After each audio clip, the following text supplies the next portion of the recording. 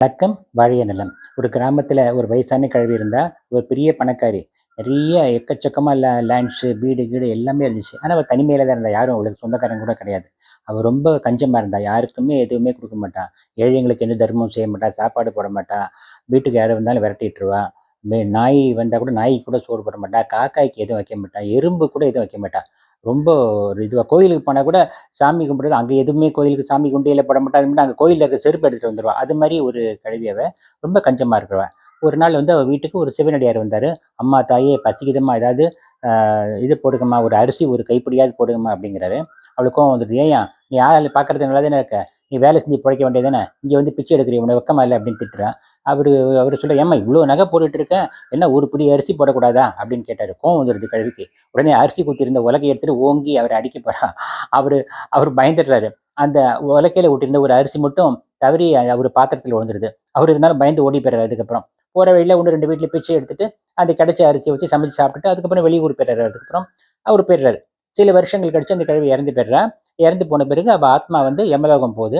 அங்க யமதர்மன உட்காந்து பார்க்குறாரு. அந்த கிழவிய பார்த்துட்டு, சரி சித்திரகுப்தன கூப்பிட்டு, "ஏன்பா அந்த கிழவியோட புண்ணிய பாவ கணக்கெல்லாம் என்னப்பா? அது கொஞ்சம் சொல்லுப்பாங்கிறாரு."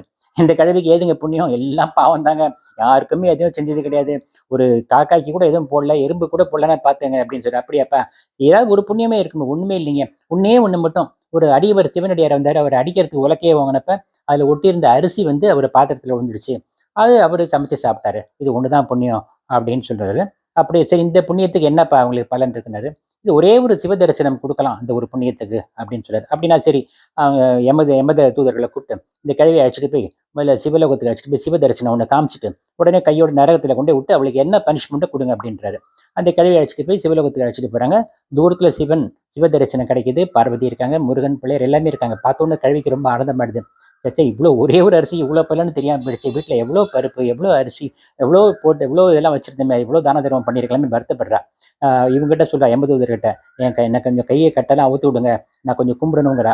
"சரி போ" அப்படின்னு கழட்டி விடுறாங்க. உடனே தபதபன்னு ஓடி போய் சிவனோட கால பிடிச்சுக்கிறாரு. "சுவாமி நான் தெரியாம பாவமெல்லாம் பண்ணிட்டேன். என்ன மன்னிச்சுடுங்க" அப்படிங்கிறாரு. இவங்க உடனே எம்பதூதர் கத்துறாங்க. "வாம்மா வெளியில வாம்மா, அழைச்சிட்டு போணுமாங்கிறாங்க." உடனே சிவன், "சரி, சரி நிறுத்துங்க.